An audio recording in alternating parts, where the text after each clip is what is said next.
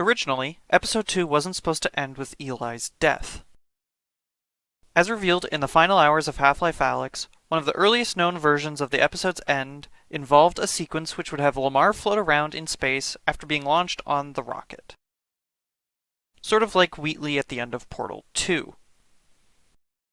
However, it was eventually decided to have the ending result in a death of a character which would pay dividends in Episode 3.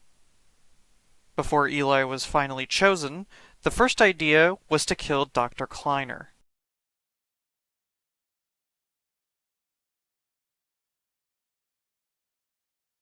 In the chapter Insecurity in Blue Shift, if you take a left towards video surveillance after riding the elevator up to the second floor, you will come across an empty security room. Here you will find 3 stations that you can interact with. The leftmost one will show you this. Good morning, Gordon.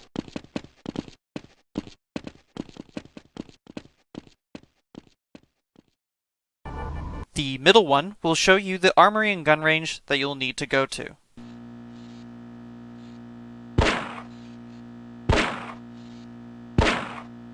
The final station on the right will show you a scene that can be played out in Half-Life Decay.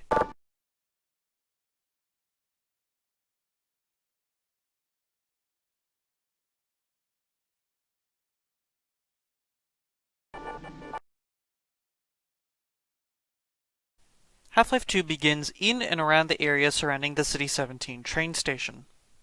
The later parts of the game see you return to these areas following the outbreak of the uprising.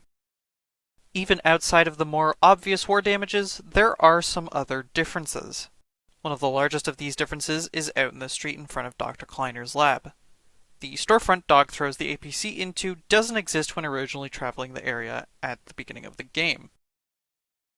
These buildings, off to the left of the actual train station, have different textures.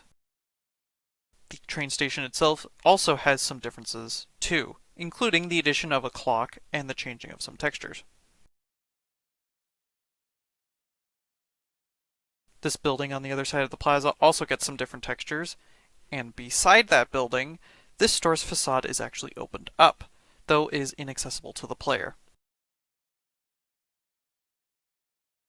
G-Man makes numerous appearances throughout Half-Life 2, but he has one that is quite easy to miss.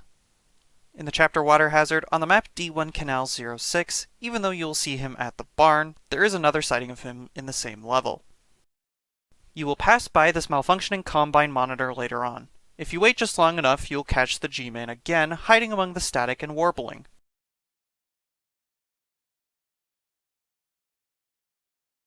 Here's the texture used of him in this monitor.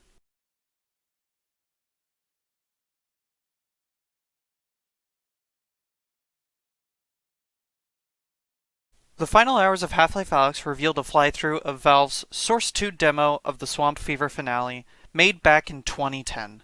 Take a look.